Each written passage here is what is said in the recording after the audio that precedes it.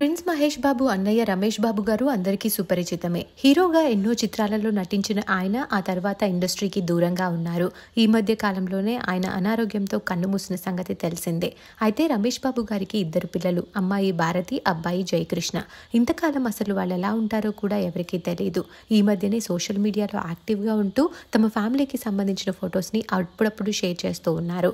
అయితే రీసెంట్గా తన అక్క భారతి ఇన్స్టాగ్రామ్లోకి వచ్చినట్లు సితారా ఘట్టమనేని తన సోషల్ మీడియా వేదికగా షేర్ చేసుకుంది.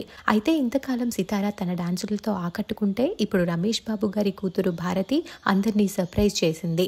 రీసెంట్ గా రిలీజ్ అయిన మహేష్ బాబు గుంటూరు కారం మూవీలో కుర్చీ మడతపెట్టి సాంగ్ కి డాన్స్ తో అదరగొట్టేసింది. మా స్టెప్పులతో శ్రీలీలకి ఏమాత్రం తగ్గకుండా అద్దరిపోయే గ్రేస్ తో డాన్స్ వేసింది.